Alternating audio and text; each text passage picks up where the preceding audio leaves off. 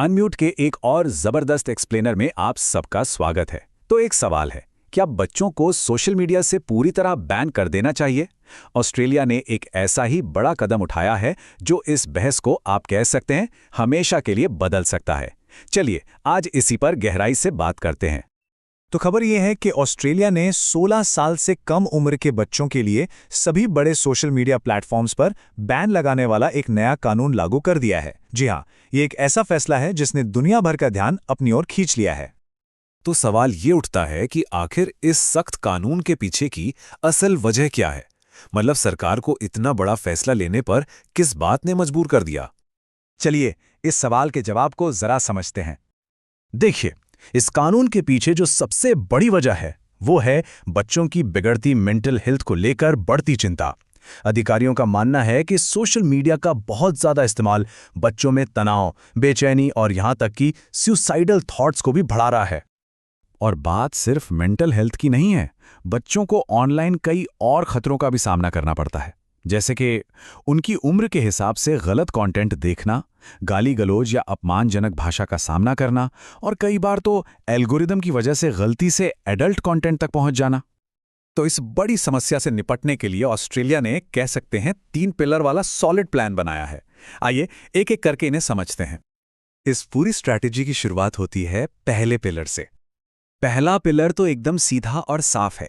16 साल से कम उम्र का कोई भी व्यक्ति यूट्यूब, इंस्टाग्राम, फेसबुक या टिकटॉक जैसे प्लेटफॉर्म्स पर अपना अकाउंट नहीं बना सकता। मतलब सीधा है, युवाओं को एक खास उम्र तक इन प्लेटफॉर्म्स के बुरे असर से बचाकर रखना है। दूसरा पिलर है वेरिफिकेशन, यानी उम्र की पुष्टि, और ये सिर्फ एक बॉक्स पर टिक करें जितना आसान नहीं होने वाला। इसके लिए बाकायदा एक 2 स्टेप प्रोसेस अपनाया जाएगा। पहले फेशियल आईडी टेक्नोलॉजी से उम्र का अंदाजा लगाया जाएगा और फिर कंफर्म करने के लिए एक फिजिकल जांच भी होगी। और अब आता है तीसरा पिलर, जो शायद कंपनियों के लिए सबसे बड़ी चेतावनी है।